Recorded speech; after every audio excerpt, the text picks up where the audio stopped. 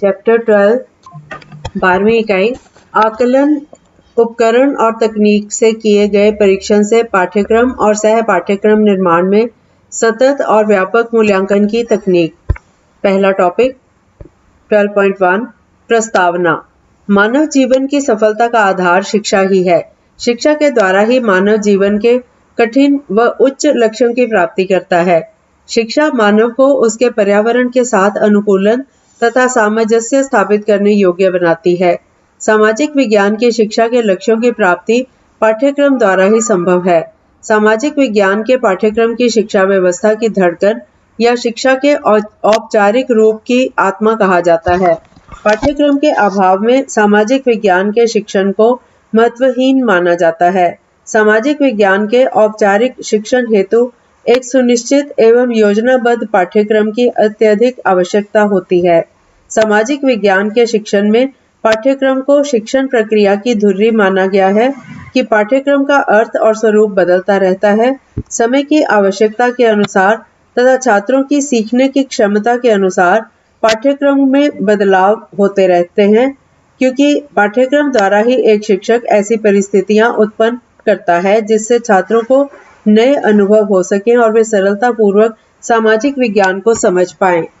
पाठ्यक्रम ऐसा होना चाहिए जो बालक को भावी जीवन के लिए तैयार कर सके, ना कि केवल ज्ञान देने तक सीमित हो। अगला टॉपिक 12.2 उद्देश्य। इस इकाई के अध्ययन के पश्चात आप सामाजिक विज्ञान में पाठ्यक्रम के अर्थ को स्पष्ट रूप से समझ पाएंगे। साथ ही पाठ्यक्रम तथा सह पाठ्यक्रम निर्माण में सतत और मूल्यांकन की तकनीक को समझ पाएंगे। नंबर 1 सामाजिक अध्ययन में पाठ्यक्रम को समझ पाएंगे। नंबर 2 सामाजिक अध्ययन के अनुसार पाठ्यक्रम के अर्थ और परिभाषा को समझ पाएंगे।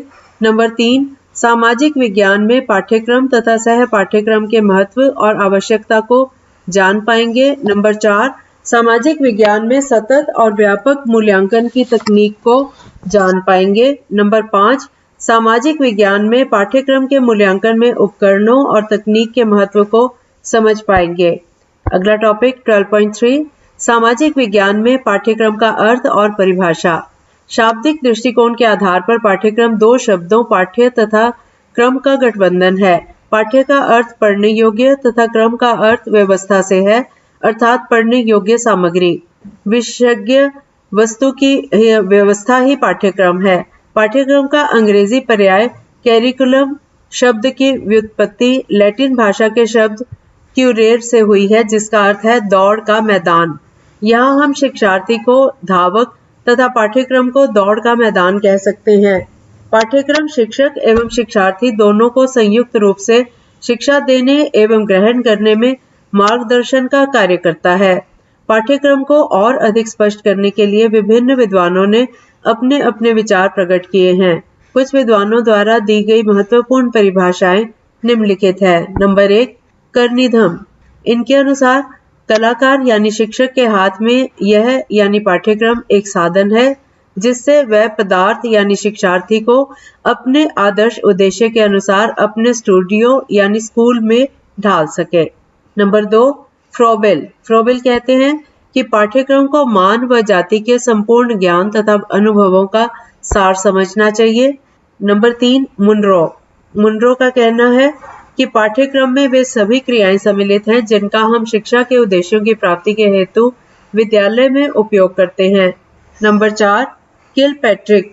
किलपैट्रिक के अनुसार पाठ्यक्रम छात्रों का उस सीमा तक संपूर्ण जीवन है जिस सीमा तक विद्यालय इसे अच्छा या बुरा बनाने का उत्तरदायित्व स्वीकार करता है।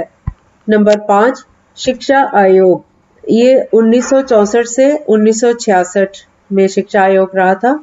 उसमें लिखा गया है कि हमारी राय में पाठ्यक्रम अधिगम अनुभवों की वह योग्यता है जिन्हें विद्यालय अपनी बहुआयामी क्रियाओं जो विद्यालय के अंदर या बाहर होती हैं ऐसी क्रियाओं के माध्यम से अपने परिवीक्षण में संपादित कर उपलब्ध करता है। नंबर 6 बेंट तथा क्रोनबर्ग। इनके अनुसार संक्षेप में पाठ्यक्रम पाठ्यवस्तु का ही सुव्यवस्थित रूप है जिसका निर्माण बालकों की आवश्यकता की पूर्ति के लिए होता है।